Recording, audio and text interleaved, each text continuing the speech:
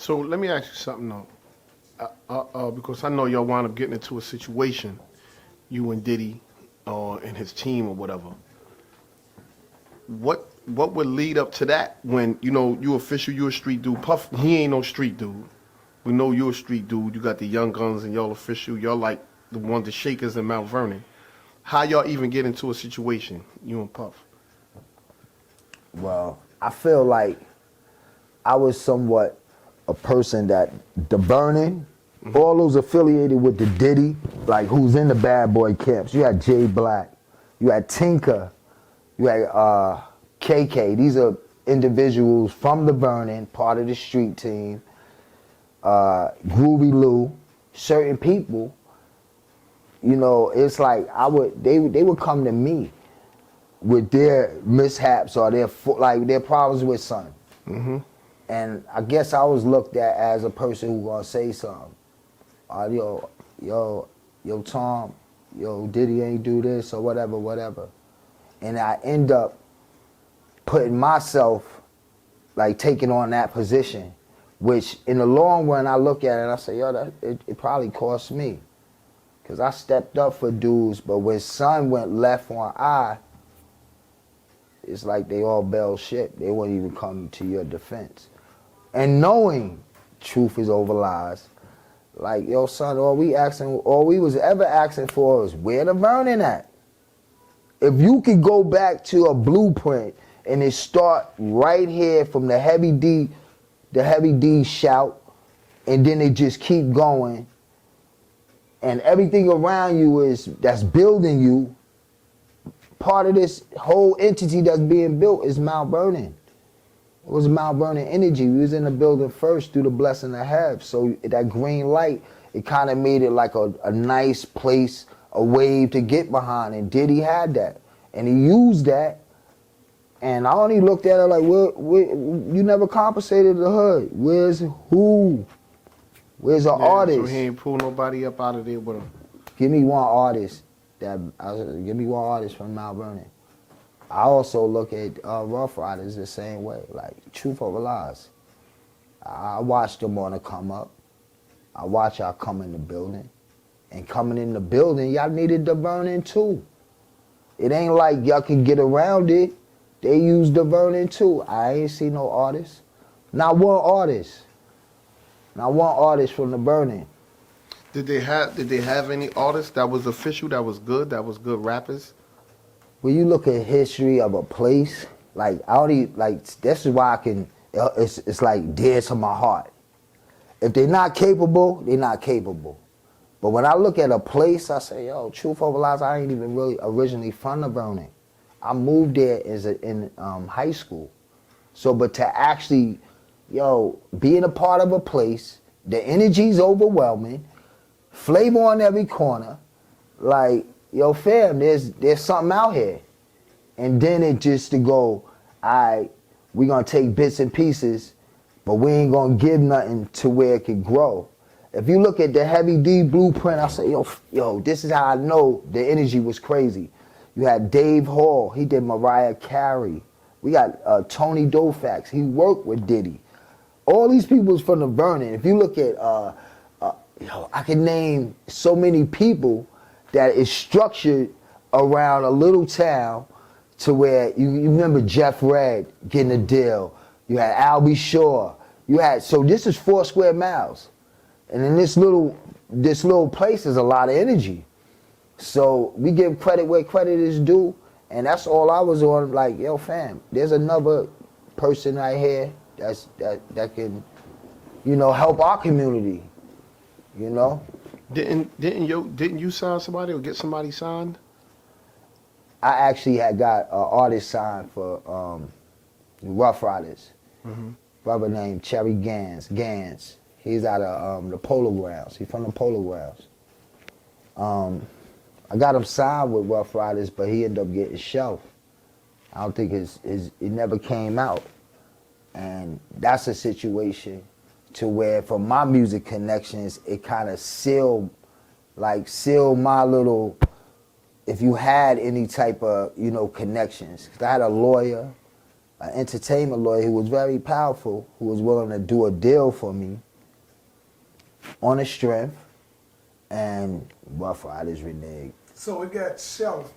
I've been hearing stories like that lately where some people been saying that Puff Daddy, he got a lot of music behind the scene like that's been shelved, that he ain't let out. Was it shelved by by P. Diddy? No, Gans, the artist Gans actually. Oh, that was Rough Riders. Yeah, he got signed to Double R. But now if you like his story, and God willing, Shaft, we even in parts we can go into it. Cause he's still hungry, man. Brother was incredible. I had a one-on-one A&R. He had a one-on-one A&R meeting with Jay in his van. He got to play his music in Jay Jeep. This is how.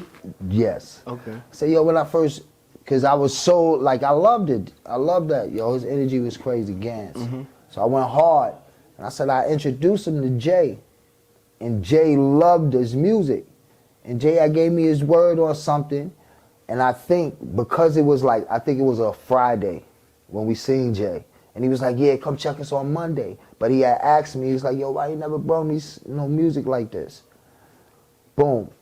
That Monday, I think Jay might have said Monday, but you know how it is. I said, you can have something on the schedule. But I know he's a sincere dude. He always kept his word as far as dealing with I. So I felt good with him saying, yo, I want that artist. But what happened was, it was not only Gans, it was Loster Don, Scorsese. It was probably about 6 or 7 dudes from Harlem. It was together, back to back entertainment.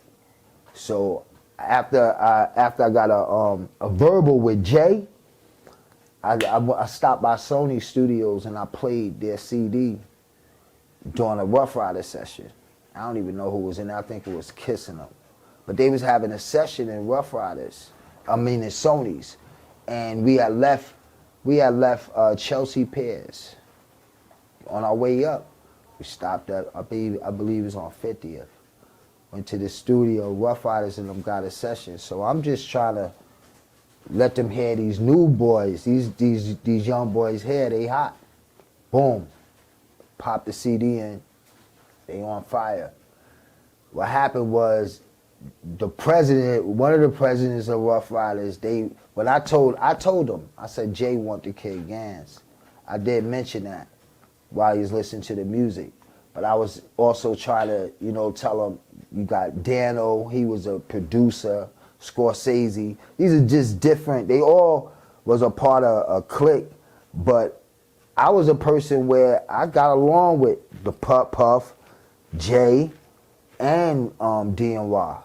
So I didn't, that competitive thing that they do, where we all want to be the best, I was just like, yo, if Jay gonna give up something, Ruff will give up something, we can get some energy over there. I'm willing to work with all of them.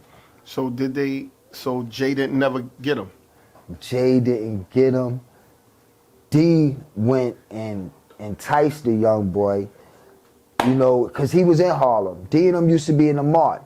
They used to be in front of 125th. Yeah. Actually, Gans told me he had gave him the CD one time. He had gave, I think, it to Wah. But, it's just like you giving somebody a CD.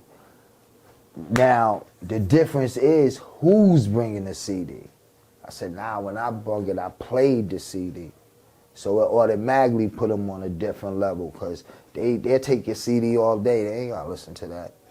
I said, I brought it, put them right there.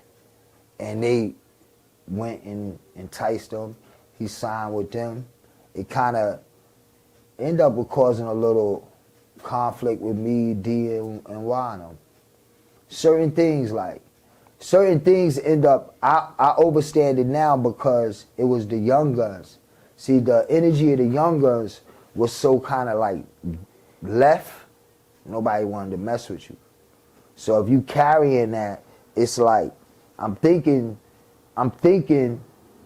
D.Y., certain dudes is sincere, but they really wasn't, because they already had it in their mind they ain't messing with the young guns. It's just like I didn't know those things. Certain things I ain't know. So what happened with the situation with you and Puff?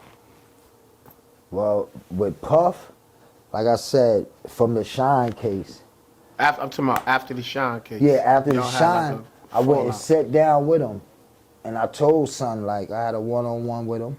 Matter of fact, Paul was there, security, and a couple of my brothers was there. Mm-hmm. And I told son straight up, like, yo, I said, yo, son, they calling you the devil. This is out of sincerity. This ain't like out of nothing but like, yo, you my man. Like, it's almost like if you ask me what I want his life and trade my life for his, nah, I throw it all. Like for me, throw all that back, homie. Cause I know you didn't start to end up with all of this. Like, you feel me? Like, even if you got all the riches, all that came with it, like, yo, allegedly, alleged death, alleged this, that. Fam, throw all that back. You can have all that. And that, I wouldn't want that. Like, that's lame to me. Because you think, like, I couldn't imagine that he felt like I'm starting something to end up like this, or to be characterized like this. Like, I ain't gotta say nothing bad about him, because the whole world, if you look at the track record, it's like. So what you say about the allegedly? So how about the allegedly? Like I asked Rudy before, like, cause he know Puff and all that, and y'all all grew up together. One of the accusations about him messing with boys, being gay and all that. Did you ever see that or think that or? That's where I go. That's why I will want this. Like that. Also, it's so much that, like, even in saying allegedly head, I say, yo, I done seen mad stuff. This YouTube, I don't know if it's real or fake, but fam, it's overwhelming. Like, some things is so overwhelming to where I go, it gotta have some truth to it. You think there's any truth to it? Hell yeah, son is body. Yeah. Hell yeah. You ever seen it before? Or I'm just going off if you look at like the makeup of people, the makeup of people is like a person who want 900 million, 800 million, like it's like your personality. It's something is wrong with you. Like, I got 900 million. I'd rather have 900 millionaires. See, they in the Matrix. You got 900 million, homie. It should be 900 millionaires. That's really where it's supposed to be. They never think like that. Those type of individuals, to me, come on, man, they suspect. They suspect. If I got paid, like, all right, let me just. it's like paying dues to put in work for you. I don't respect that. Yeah. That's not gangster to me because you got money and I could pay him to hit you. You a coward.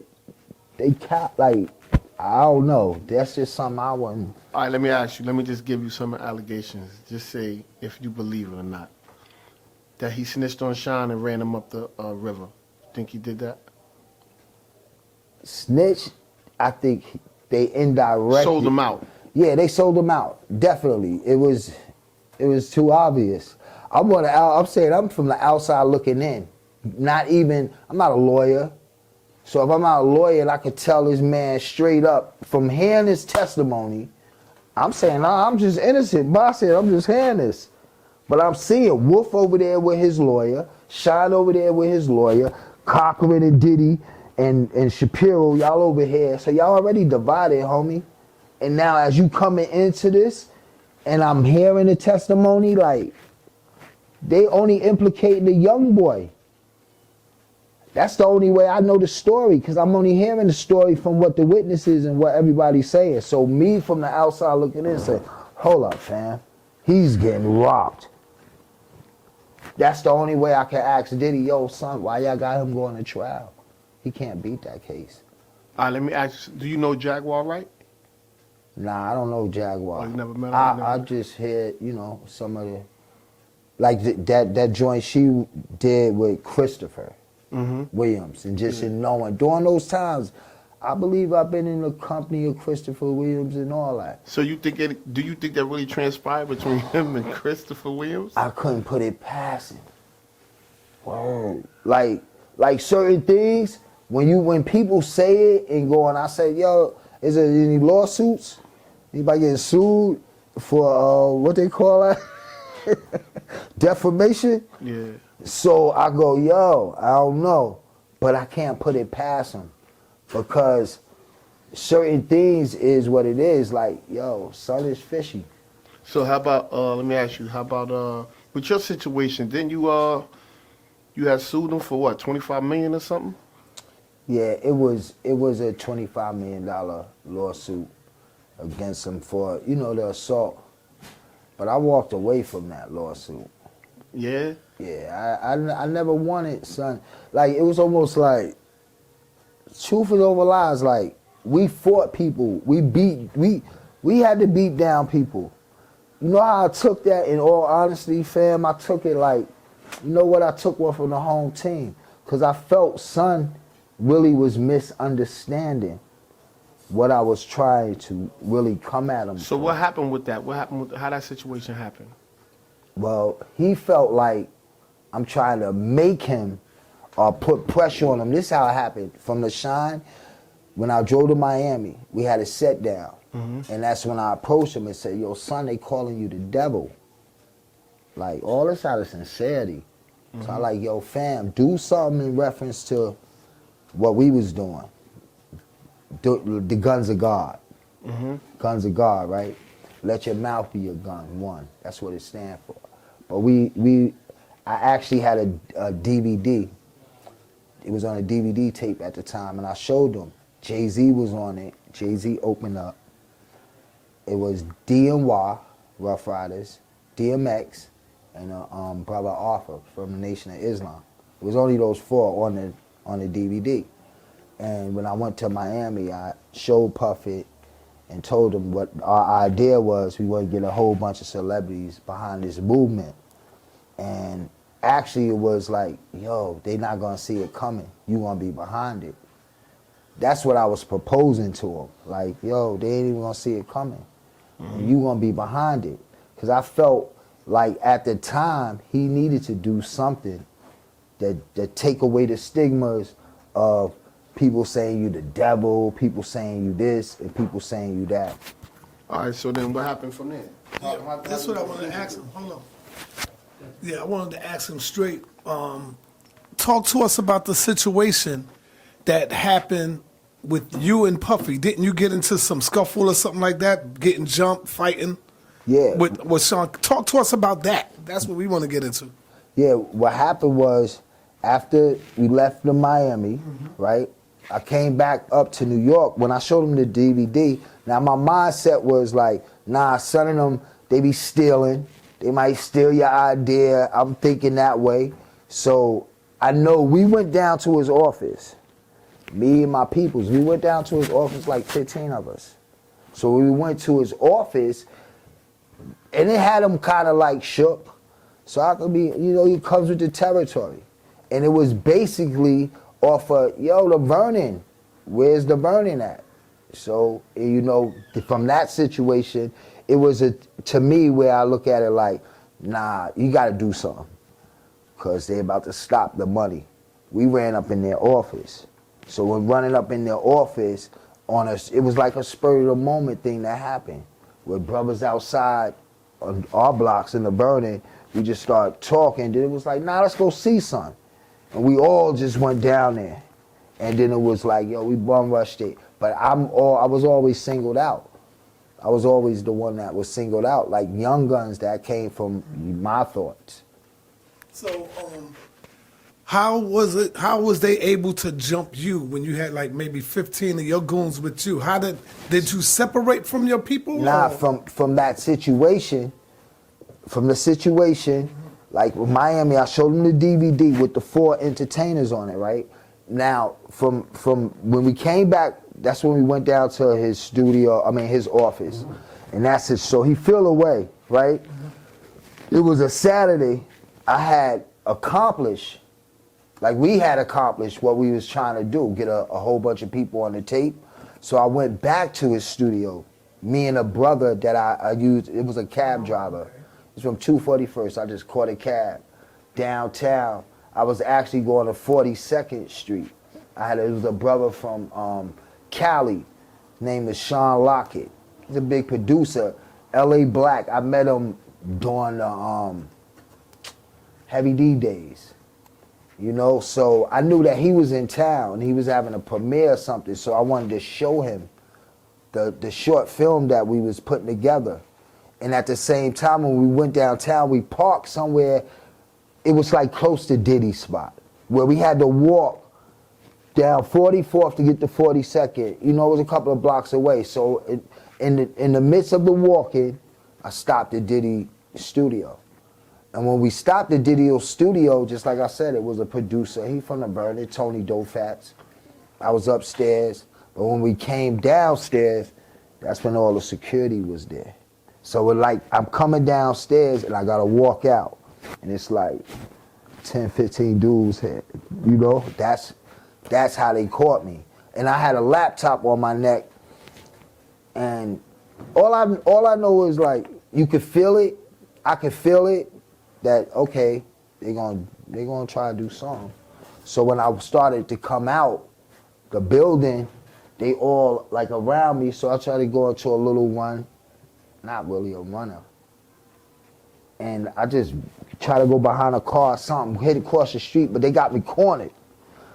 And all I remember, and it's the same story, I say, I never changed my story. All I remember is they was coming in front of me, they was coming behind me, and I just dropped and flipped and grabbed homie behind me. I like dropped real quick and just spit on the kid that was behind me and grabbed his ankles. All I remember him going this way, and I woke up in the hospital. So when I woke up in the hospital, he like, yo, you was knocked out for like an hour, unconscious, whatever. But I wasn't hurt. Have you ever found out the reasons why they did that? Why? Just coming out the building, why? Like, cause you didn't have no personal beef with Diddy at the time. It became personal. To me, it became personal because it's like I'm insisting. Like, in going to Miami, it was like, yo, fam, help the burning. You should help the burning. And what is he saying, though? He's saying, nah, I ain't got no money. That's exactly what he said. He was like, I ain't got no money. But he did say this to me, I'll walk you through the door. And at that time, I could say, honestly, I said, walk me through the door. Like, fam, I'm thinking you the door, right? Yeah. What other door you gotta walk me to? I'm seeing you the door, bro. What are you talking about? Yeah. He's talking about walking you through another door. So I wasn't really prepared for hearing that. We just supported you. Son, we supported you through the whole time. So now from after the Shine case, still supporting you, but come here and say, yo, support this. Then you tell us, nah, I ain't got no bread. I can't do that, but I'll walk you through the door. And me, at that particular time, I was really on it like. So what you think he felt like you was trying to extort him or push up on him? Yeah, that was his defense. In the lawsuit, my lawsuit is based, his story is based on I'm trying to extort him. I was trying to extort him. I'm blood affiliated. He know I know people, certain people that's close to me, that you could just say this, you blood affiliated, you this, you that, you was the Young Guns, boom, boom, they try to put your jacket, portray like, but reality, how can I extort you, fam? First of all, I know it's security. I knew Wolf, Paul. Wolf, me and Wolf seen eye to eye. So I knew Wolf from the Eatawall days. So in saying that, because his name rung bells in the streets where we was from. So we knew Wolf's name before we knew his face. And then once you put it all together, like I always looked at Wolf for Diddy, he was a defensive ploy for the Vernon. Like he needed that piece to hold the Vernon, because the Vernon was the energy that we know you, Diddy. we all knew you, so you couldn't. That's the energy that they ain't going for it. They wasn't gonna be able to be controlled easily.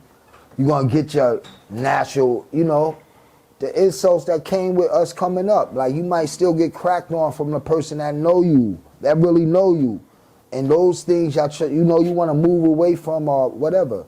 But Didn't Wolf get shot? he got killed in ATL. Yeah. But now you look at his story, Wolf. Me and Wolf, it's mad encounters. I had encounters with Wolf over the Diddy situation, but me and Son seen eye to eye. Like in a sense of, even before that happened to me, I talked to Paul. That was his number one bodyguard after, I guess Wolf would never go left. With me and him, I said, Diddy would feel a certain way. One time we was at Summer Jam, and Diddy approached me with Wolf. And he started talking like, it's like you talking crazy because Wolf right here. But I snapped, like, who you talking to? Then put him, and I said, Wolf is the one that's trying to, chill. Be easy. I said, because we see eye to eye, like, it can happen to anybody. What are we doing here? Like, what are we trying to portray? And you are who you are. Like, I can't let you are who you are, fam. Just because you got money now, who are you? You tougher? So let me ask you, so now all of this happened. After you wake up, did you and Puffy ever came together again, like seeing each other talk about the situation? Like, what happened? Nah, it's straight. Yeah, it was straight a rap. It becomes really where, like, there's true stories, even with Double R. I'm being honest, like, I felt like dudes was trying to hit me. Like, it gets that real. Rich man, poor man. I said, like, I don't make stuff up. I'm not trying to make certain things, but I said, you could make your attempt.